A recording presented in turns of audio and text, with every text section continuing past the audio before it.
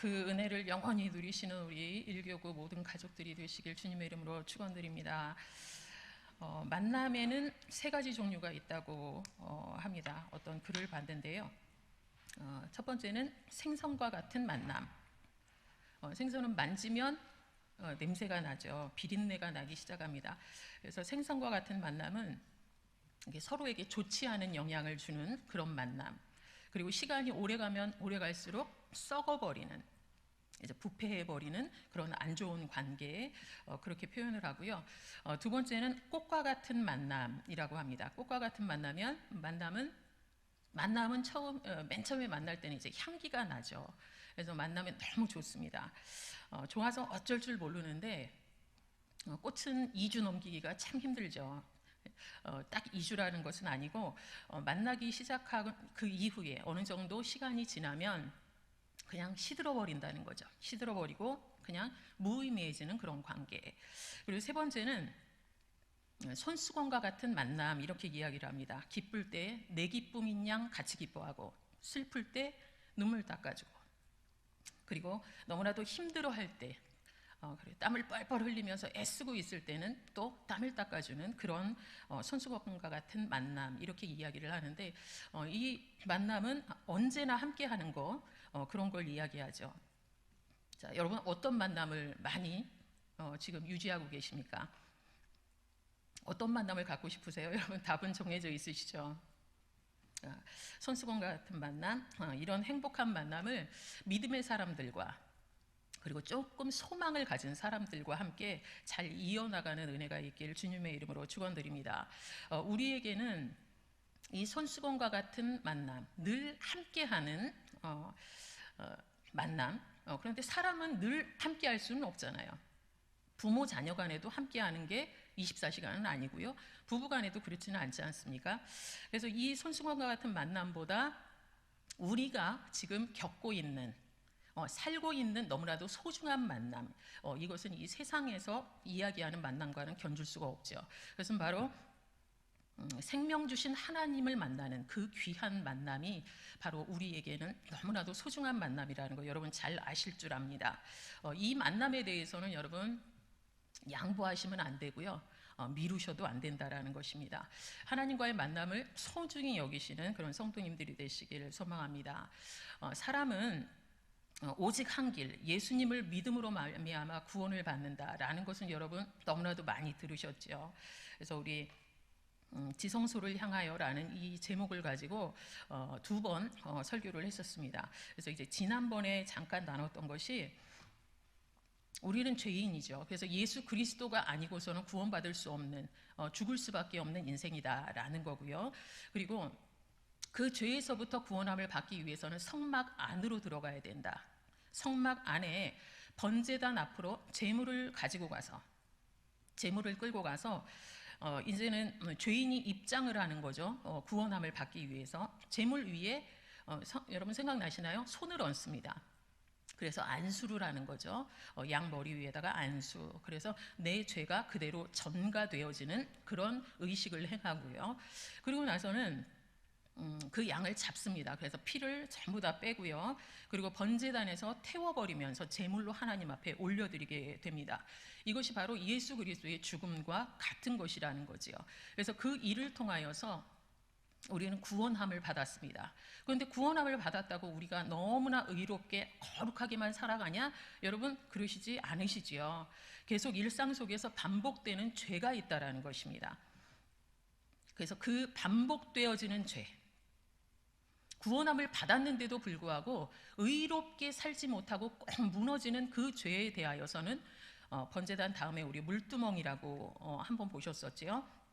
그래서 물두멍에서 자신의 모습을 살피고 그리고 말씀 앞에서 정결케 씻어내는 그 작업, 하나님 앞에서 그 일을 해야 한다. 그 과정을 겪어야 된다라는 것을 우리 지난 시간에 함께 나눴습니다.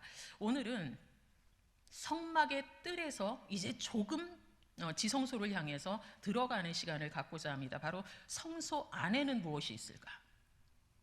번제단과 물두멍을 거친 자들만 들어갈 수 있는 그 성소, 그 안에서는 하나님께서 우리를 위해 어떤 것을 예비하셨는지 한번 오늘 나누고자 합니다.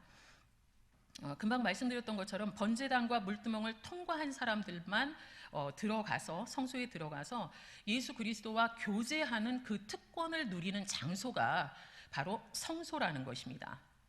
그런데 이 성소 바깥에서 성막 바깥에서 성막을 바라보면요, 보이는 것이 선한 것이 없습니다. 이제 울타리가 높지요. 그래서 이 성막 바깥에 있는 사람들이 성막을 바라볼 때는 그냥 성막을 뒤집어 씌운 천밖에는 보이지 않는다라는 거예요. 그런데 이 성막을 네 겹으로 덮어 놓았는데 보이는 거는 제일 겉에 있는 거겠죠. 그래서 이제 해달 가죽이 이제 바깥에 제일 바깥에를 장식하고 있는데, 여러분 뭐 가죽 가방이나 가죽 신발을 신어보신 분들은 아실 거예요. 물이 묻고 그 다음에 햇볕에 바싹 마르고 물이 다시 묻고 비바람 맞고 그 다음에 햇볕에 쨍쨍 이렇게 되어져 버리면 가죽이 제대로 된 가죽이 안 되죠. 거무튀튀해지고 이렇게 좀 틀어지고 좀 이렇게 구깃구깃해지고 막 이런 안 좋은 모습이 보입니다.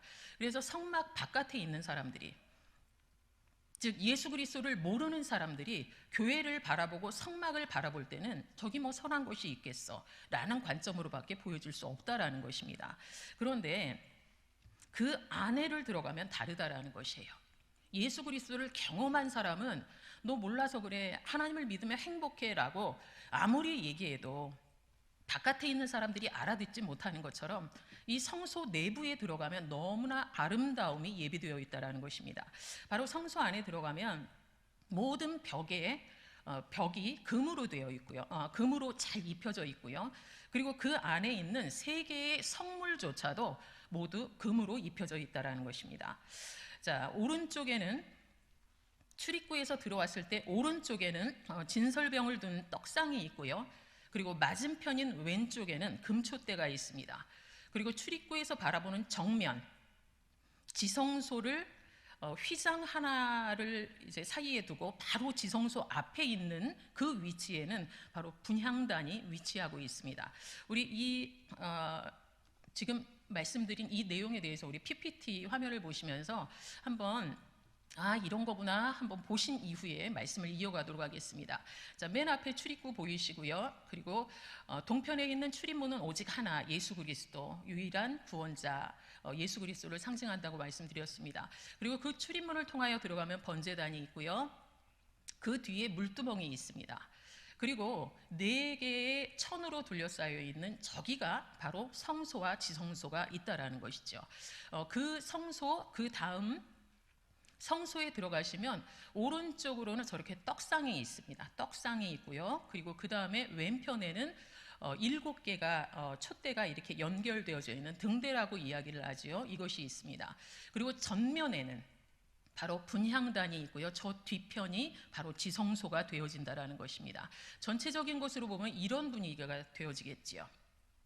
자, 여러분 조금 이해되시죠? 자, 이 PPT 화면을 여러분 머리에 두시고 그리고 함께 말씀을 나누도록 하겠습니다. 성소에 들어가서 제일 먼저 만나게 되는 것이 오른편에 있는 여러분으로 보시면 이 오른편에 있는 떡상이 되어집니다. 진설병상이죠. 진설병상 12개의 진설병이 그 떡상 위에 두 줄로 6개씩 이렇게 배치가 되어 있습니다. 그런데 이 진설병은 안식일마다 교체를 해요. 안식일마다 다시 떡을 만들어서 이렇게 올립니다. 그러면 일주일 전에 올렸던 것은 어떻게 되나요? 그것은 제사장의 음식, 제사장들이 먹는 그 음식이 되어진다라는 것입니다. 그런데 이 진설병은요, 내가 곧 생명의 떡이다 말씀하신 예수 그리스도를 상징한다라는 것입니다. 여러분 신약의 말씀을 아시니까 잘 이해되시죠? 예수님께서 나는 내가 곧 생명의 떡이다 이렇게 말씀하셨는데 이 생명이라는 건 무엇이죠? 생명이라는 것은 아시는데 잘 표현이 안 되시죠? 우리를 살게 하는 것, 우리의 원동력이 되어지고 이것이 아니면 아무 의미가 없어지는 너무나도 소중한 유일한 양식이 되어진다라는 것입니다. 그 거룩한 떡, 그것을 진설병, 떡상 위에 올려놓는 진설병이라 그렇게 이야기를 합니다. 그런데 예수님께서는 또 이런 말씀을 하셨어요. 사람은 하나님의 입으로부터 나오는 모든 말씀으로 살 것이다. 떡으로만 사는 게 아니다. 이렇게 말씀하셨다라는 것입니다. 그러면 앞에 있는 말씀과 내가 생명의 떡이다 말씀하신 것과 하나님의 입으로부터 나오는 모든 말씀으로 말미암아 사람은 살게 되어진다 말씀하신 것을 조합하면 이 말씀은 영의 양식인 하나님의 말씀을 통하여서 그 말씀을 통하여서만 예수 그리스도 생명의 떡이신 예수 그리스도를 만날 수 있고 그분의 사랑과 은혜를 누릴 수 있으며 그분과 동행하는 인생을 살아갈 수 있다. 이렇게 표현하고 있다라는 것입니다. 그래서 하나님의 말씀을 늘 가까이 해야 되는 것이 바로 그 이유라는 것이죠. 그러면 왜 하나님의 말씀을 매일 먹으면서 365일 떡상이 진설병이 그 떡상 위에 365일 있는 것처럼 우리는 왜 하나님의 말씀을 가까이 대면하며 살아가야 되는가 하는 거에서는 여러분 이스라엘 백성이 그 하나님께서 만나를 공급하여 주심으로 인하여서 세상 사람들이 모르는 만나라는 그것을 누리지 않았습니까? 그러면 여러분 이스라엘 백성이 만나를 먹기 위해서 출애굽을 했나요? 그러지 않지요. 하나님께서 만나를 이스라엘 백성에게 주신 것은 출애굽했으니 수고했다 이것도 아니고요. 만나를 때마다 계속 공급하여 주신 것은 하나님께서 예비하신 그 다음 스텝, 젖과 꿀이 흐르는 가나안 땅으로 가기 위한 에너지와 새 힘과 언약이 되어진다라는 것입니다. 마찬가지로 우리에게 떡상 위에 진설병이 계속 있어야 하는 것처럼 우리가 하나님의 말씀을 계속 가까이 묵상하고 대면해야 되는 이유는 바로 우리에게 앞으로의 모든 인생, 여러분의 사역을 포함하고 여러분의 모든 것을 포함한 그 여러분의 앞으로의 인생, 그것을 감당하게 하기 위함이 바로 하나님의 말씀이 되어진다라는 것입니다. 하나님의 말씀을 주목함으로, 하나님의 말씀을 버타여 살아감으로, 그 말씀으로 인하여서 새 힘을 얻음으로 인하여서 그 다음 우리의 모든 인생을 하나님께서 주신 힘으로 살아갈 수 있다라는 의미가 되어집니다. 또한 예수님과의 동행함, 그 동행의 인생을 살아가기 위해서는 반드시 말씀이 함께여야 한다고 성경은 말씀하고 있다라는 것입니다. 여러분, 하나님의 존재 자체와 하나님의 말씀은 절대로 분리가 되어질 수 없습니다. 하나님의 말씀과 그리고 하나님의 존재 자체는 늘 함께 있어야 한다라는 것이죠. 그래서 말씀과 함께하는 사람은 하나님의 존재 자체 그리고 그분의 역사하심을 누릴 수밖에 없다라는 것을 여러분 꼭 마음에 기억을 하시기 바랍니다. 뿐만 아니라 우리가 하나님의 말씀 앞에 설 때, 그 말씀을 가슴에 품고 살아갈 때 예수 그리스도를 더 깊이 알게 되고 그리고 예수님을 영적으로 경험할 수 있을 뿐만이 아니라 그 주님께서 인도하시는 베풀어 주시는 은혜와 평강과 사랑을 늘 날마다 경험하며 살아가는 복된 인생이 되어진다라는 것을 여러분 꼭 기억을 하시기 바랍니다. 또한 성소의 지붕과 벽, 여러분 상상이 되시죠? 성소와 지성소. 그런데 성소의 지붕과 벽은 여러분 뭘로 되어 있을까요? 창문이 있을까요? 그냥 덮어놓은 거죠. 그래서 창문이 없습니다. 창문이 없다라는 것은요, 세상의 빛이 들어가요, 안 들어가요? 절대로 들어갈 수 없다라는 것입니다. 세상의 어떤 기준도 못 들어간다라는 것이죠. 성소 안에는 오로지 하나님의 말씀, 그 누구의 조언도 아닌 하나님의 말씀만이 늘 기초가 되어진다라는 것 여러분 꼭 기억을 하셔야 될 것입니다.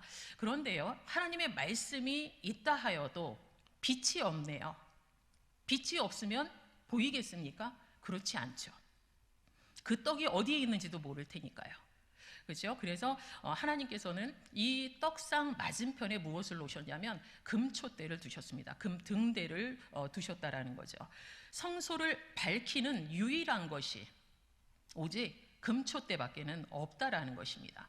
여기에서 이야기하는 이 금촛대는 성령을 의미합니다. 왜 그러냐면 촛대라는 것은 기름으로 불이 계속 유지가 되어지지요. 그런데 누구나 상식적으로 생각을 했을 때 기름이 떨어지면 불이 꺼져버린다라는 것입니다. 마찬가지로 성령의 조명하심, 성령의 충만하심이 그쳐버렸다. 그러면 그 인생은 아무것도 아닌 것이 되어진다라는 것이죠. 그래서 금촛대는 등대는 무엇을 의미하느냐? 바로 성령을 의미한다, 상징한다라는 것 여러분 꼭 마음에 새겨 놓으시길 바랍니다. 그렇게 되어질 때 성령의 충만하심을 입은 우리들은 예수님의 명령처럼 세상의 빛으로 살아가게 되어진다라는 것이죠. 정기적으로 순수한 감람료를 채웁니다. 그리고 아침 저녁으로 손질하고요. 항상 24시간 켜져 있도록 애쓰는 것이 바로 누구의 본분이냐? 바로 제사장의 일이라는 것이죠. 그러면 여러분 상상을 한번 해보시기 바랍니다. 금촛대가 있습니다. 금촛대가 있는데요. 아까 줄기가 몇이라고 그랬죠? 7개라고 그랬죠. 그런데 상식적으로 생각해 봐서 그 공간을 금촛대 그냥 7개의 불로만 환하게 밝힐 수 있을까라는 것입니다. 여러분 어떠신가요? LED가 아닙니다. 그렇죠? 그런데 하나님께서는 그 모든 것들을 다 계획하고 계셨기에 여러분 천정과 모든 벽은 무엇으로 되어 있어요?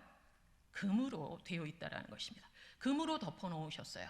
그러니 세상의 빛이 안 들어오는 그 공간에서 이 7개의 빛을 발하면 반사가 되겠죠. 모든 벽에서 반사가 되어지고요. 반사가 되어서 나온 그 불빛이 다시금 또 반사가 되어지고요. 거기에서 나온 불빛이 또다시 반사가 되어지면서 성소 안은 온통 금빛으로 물드는 하나님을 영화롭게 찬양할 수밖에 없는 모든 그런 환경을 하나님께서는 다 예측하시고 이미 준비하셨다라는 것입니다. 여러분 어떠신가요? 나중에 천국에 가면은 더 찬란하겠지요. 이 성소 하나만 봐도 하나님의 섬세하신 빛으로 역사하시는 그 사역을 우리가 예측할 수 있으니 말입니다. 자, 우리 계시록 2장 5절의 말씀, 우리 2장 5절의 말씀 우리 같이 읽습니다. 그러므로 어디서 떨어졌는지를 생각하고 회개하여 처음 행위를 가지라. 만일 그리하지 아니하고 회개하지 아니하면 내가 내게 가서 내 촛대를 그 자리에서 옮기리라. 아멘. 처음 행위를 가져라. 그렇지 않으면 내 촛대를 어떻게 하겠다? 그 자리에서 옮겨버리겠다. 이것이 바로 주님의 말씀이시라는 것입니다. 여러분 첫사랑 어디다 두셨습니까? 첫 감격 어디에다 두셨습니까? 그런데 지금 읽었던 이 말씀 속에서 알 수 있는 것은 우리의 첫사랑, 첫 은혜, 첫 마음을 기억해야 한다는 것입니다. 그리고 그것을 회복할 때 하나님의 은혜를 계속 누리게 되지만 우리가 그것을 잃어버리게 되면 어떻게 되나요? 성령의 충만하심은 누리기가 어려운 상황이 되어진다는 것 우리가 이 말씀을 통해서도 알 수 있습니다. 여러분을 위해서 예비하신 그 촛대를 우리 주님께서 옮기시는 일이 없도록 늘 하나님 앞에 성령이 충만한 사람으로 살아가시는 우리 모든 성도님들이 되시길 주님의 이름으로 축원드립니다. 다음은 분향단입니다. 분향단은 출입구에서 떡상과 그리고 금촛대가 있고 바로 그냥 정면에 있죠. 바로 뒤에는 어디냐면 지성소예요. 하나님의 임재가 있는 그 지성소에 제일 가까운 곳이 어디냐? 바로 분향단이라는 것입니다. 분향단은 기도를 상징합니다. 제사장이 향을 피워서 그 향을 분향단에서 향을 피워서 하나님 앞으로 올려드리는 그 일을 감당합니다. 제사장의 의무 중에 하나가 바로 분향단의 향을 꺼트리지 않는 것입니다. 그 향이 계속 타야 돼요. 꺼트리면 안 되는 것이 그들의 의무 중에 하나였던 것처럼 마찬가지로 저와 여러분에게 주어진 의무가 바로 십자가 위에서조차 기도하신 그 주님처럼 쉬지 않고 기도하는 모습이라는 것입니다. 깨트리지 않아야 되는 것이 바로 기도를 멈추는 것이라는 것이죠. 멈춰서는 안 된다라는 것 여러분 충분히 잘 아실 줄 압니다. 기도는 내가 필요할 때만 하는 것 그거 아닙니다. 성경 어디에도 네가 필요할 때마다 기도해라 이렇게 말씀하지 않으십니다. 분향단 365일 24시간 꺼지지 않는 것이 우리에게 주어진 의무라면 우리의 기도의 생활조차 그렇게 하여야 된다고 하나님께서는 이 시간 저와 여러분들에게 말씀하고 있다라는 것입니다. 우리 이 시간에 우리 계시록 5장 8절의 말씀과 그리고 계시록 8장 4절의 말씀, 우리 두 절의 말씀을 같이 읽도록 합니다. 그 두루마리를 취하심에 내 생물과 24장로들이 그 어린 양 앞에 엎드려 각각 검은고와 향이 가득한 금 대접을 가졌으니 이 향은 성도들의 기도들이라. 향연이 성도의 기도와 함께 천사의 손으로부터 하나님 앞으로 올라가는지라. 아멘. 자, 여러분, 향과 함께 뭐가 올라가요? 여러분의 기도가 올라가요. 그런데 향은 계속 올라가는데 여러분의 기도가 빠져 있는 것은 여러분 하나님의 사람으로서는 많이 부족한 모습이라는 것입니다. 숨 쉬듯이 기도하셔야 된다라는 것 여러분 잘 아시는데 안 되시지요. 그런데 하나님께서는 지금 계시록의 말씀을 통하여서 저와 여러분에게 기도에 대한 도전을 심어주십니다. 우리가 기도하는 모든 것들 금대접에 담겨서, 그렇죠? 그리고 향연과 함께 우리의 모든 기도가 천사를 통하여 하나님 앞으로 가게 되어진다라는 너무나도 우리에게는 소망이 되어지는 말씀을 저와 여러분에게 하고 계신다라는 것입니다. 여러분이 이 말씀을 영의 말씀으로 받으신다면 여러분은 너무나도 소망이 있는 인생, 그리고 하나님께서 꼭 기도의 용사로 쓰고 싶어하는 하나님의 사람이라는 것을 여러분 이 시간 믿음으로 받으시고, 그리고 기도하는 사람, 기도로 하나님과 깊이 있게 소통하는 사람이 되리라, 그렇게 결단하시는 은혜가 있기를 주님의 이름으로 권면드립니다. 그런데 그냥 기도하면 안 된다라는 것이죠. 오늘 본문 우리 출애굽기 30장 우리 10절의 말씀, 30장 10절의 말씀 우리 같이 읽습니다. 아론이 1년에 한 번씩 이 향단불을 위하여 속죄하되 속죄제의 피로 1년에 한 번씩 대대로 속죄할지니라. 이 제단은 여호와께 지극히 거룩하니라. 아멘. 향단불, 분향단이 있고요. 네, 꼭지점에 뿔이 달려 있습니다. 그런데 그 뿔에 속죄의 피를 1년에 한 번씩 바르라, 이렇게 말씀하신다는 거죠. 그러면 속죄의 피는 누구의 피예요? 예수 그리스도의 보혈을 상징하는 것이죠. 그런데 이 기도를 상징하는 분향단에 1년에 한 번씩 예수 그리스도의 보혈을 상징하는 그 피를 거기에 발라야 된다, 이렇게 성경은 말씀하고 있다는 것입니다.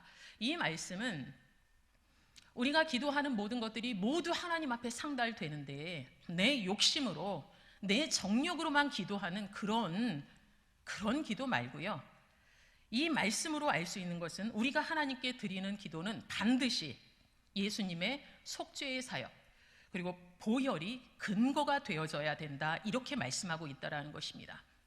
기도를 하실 때 예수 그리스도의 보혈을 제끼고 기도할 수는 없다라는 것이죠. 기도를 하실 때 예수 그리스도의 구속의 사역을 외면한 채 내 원하는 것만 기도하는 것은 하나님의 사람의 기도가 아니라, 이렇게 말씀하고 있다라는 것입니다. 그래서 하나님을 믿지 않고 막연히 기도하는 자들은 그 모든 기도가 예수 그리스도의 보혈과는 상관없는 기도이기에 무효가 될 수밖에 없다. 반대로 그 예수 그리스도의 보혈을 마음에 담고 기도하는 여러분의 기도는 모두 하나님의 응답을 경험할 수밖에 없는 그러한 소중한 기도가 되어진다라는 것을 여러분 꼭 기억하시기 바랍니다. 혹시 여러분 가운데 기도하지 않고서도 나는 지금 잘 살고 있다 생각하시는 분 계시죠? 기도를 안 하는 거에 비해서는 너무 평안하게 잘 살아요. 그건 무슨 일일까요? 그거는 여러분들은 모르지만 여러분을 위해서 기도하시는 중보자들이 있다라는 것입니다. 여러분의 능력 때문에 여러분이 잘 사는 게 아니고요, 하나님의 능력, 하나님의 사랑 없이 잘 살 수 있는 사람이 어디 있겠습니까? 그런데 여러분이 잘 살고 계시다면 부모의 기도든 형제들의 기도든 자녀들의 기도든 믿음의 동역자들의 기도든 중보자가 분명히 있기 때문에 여러분이 지금 평안함으로 살아가고 있다는 것을 여러분 꼭 기억을 하셔야 될 것입니다. 여러분, 그런데 중요한 것은 누군가의 그 기도, 나를 위해서 하는 그 누군가의 중보 기도가 주님과 나와의 유일한 끈이 되어서는 참다운 하나님의 사람이 우리는 아니라는 것입니다. 내가 기도해야 되는 것이죠. 부모가 기도하는 것, 그것으로 영원히 살 수 없고요. 내가 기도하는 것, 주님께서 너무나도 기다리신다라는 것입니다. 성경은 우리를 위해서 항상 중보하시는 분, 우리를 위해서 항상 중보하시는 존재에 대해서 이야기를 합니다. 우리 로마서 8장 26절과 34절의 말씀, 우리 두 절의 말씀 우리 같이 읽습니다. 시작. 이와 같이 성령도 우리의 연약함을 도우시나니 우리는 마땅히 기도할 바를 알지 못하나 오직 성령이 말할 수 없는 탄식으로 우리를 위하여 친히 간구하시느니라. 누가 정죄하리요? 죽으실 뿐 아니라 다시 살아나신 이는 그리스도 예수시니 그는 하나님 우편에 계신 자여 우리를 위하여 간구하시는 자신이라. 아멘. 자, 여러분을 위하여 항상 중보하시는 분 누구신가요? 성령님과 예수 그리스도 두 분이시라는 거죠. 그런데 예수 그리스도와 성령님 어디에서 우리가 나눴었죠? 조금 전에 성소 안에 있었지요. 떡상은 생명의 떡인 예수 그리스도, 그렇죠? 그리고 촛대는 우리를 밝히 비추시고, 그리고 기름처럼 끊임없이 우리를 충만하게 하셔야 하는 성령님. 이렇게 성소 안에 이렇게 세 성물이 함께 있다라는 것입니다. 예수 그리스도와 그리고 성령 하나님의 힘을 빌어서 우리가 해야 되는 것이 바로 분향단에서의 기도라는 것이죠. 여러분의 기도는 그래서 혼자 하는 기도가 아닙니다. 성령께서 도우시고 예수 그리스도께서 간구하시는 능력 있는 기도신데, 여러분 기도하셔야 되겠죠. 그 하나님, 그 성령님 의지할 때 여러분의 기도는 하나도 땅에 떨어지는 것이 없다라는 것을 여러분 꼭 믿음으로 받으시기 바랍니다. 지금 이 순간에도 성령님께서 그리고 예수 그리스도께서 우리를 위하여 중보하고 계신다라는 것을 여러분 꼭 믿으시면서 행복함으로 살아가시는 은혜가 있기를 주님의 이름으로 권면드립니다. 우리가 기억해야 될 것이 있습니다. 우리 사무엘상 12장 23절 우리 마지막 말씀입니다. 함께 읽습니다. 나는 너희를 위하여 기도하기를 쉬는 죄를 여호와 앞에 결단코 범하지 아니하고 선하고 의로운 길을 너희에게 가르칠 것인즉. 아멘. 나는 너희를 위하여 기도를 쉬는 그 엄청난 죄를 나는 범하지 않겠다, 이렇게 말씀하고 있다라는 것이죠. 여러분, 이 말씀을 통해서 알 수 있는 것이 무엇인가요? 내 기도만 하는 것 아니라는 것입니다. 내 기도만 하는 것 아니라는 것입니다. 금방 읽었던 이 말씀 속에서 알 수 있는 것처럼 내가 너희들을 위해서 기도하지 않는 거, 그 엄청난 죄 나 범하지 않겠다, 이렇게 말씀하셨다면 결국은 저와 여러분은 내 기도만이 아니라 남의 필요를 채워주기 위한, 남의 상처, 남을 일으키기 위한 그 모든 기도, 그 중보 기도를 하지 않는 죄, 그 죄를 저지르면 안 된다라는 것이죠. 결국은 내 기도와 중보 기도가 연합되어질 때 분향단에서 하나님을 기쁘시게 하는 참다운 기도가 되어진다라고 성경은 말씀하고 있다라는 것입니다. 지금 여러분의 신앙 현주소는 어떠하십니까? 성막 뜰만 밟고 서성서성 종교 생활만 하고 계신지, 아니면 지성소로 나아가기 위해서 생명의 떡이신 예수 그리스도의 사랑, 그리고 성령의 인도하심, 그 큰 힘을 지지받으며 기도함으로 하나님 앞에 점점 가까이 나아가고 계신지, 여러분의 지금 신앙의 모습을 한번 점검하시길 바랍니다. 구원받은 백성으로만 만족하고 산다면 우리는 부끄러운 구원밖에는 받을 수가 없습니다. 그런데 오늘 함께 나누셨던 것처럼 성령의 인도하심 속에 말씀을 가까이 대면하여 우리 주님을 더욱더 깊이 만나고, 그리고 그것만이 아니라 기도 생활을 같이 하나님 앞에 힘있게 함으로 인하여서 균형 있는 신앙생활을 해야 되는 것을 오늘 하나님께서는 저와 여러분에게 말씀하십니다.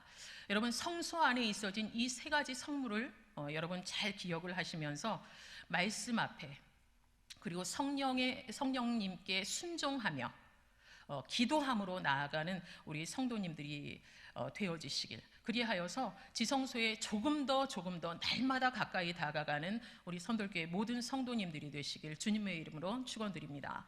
기도하겠습니다.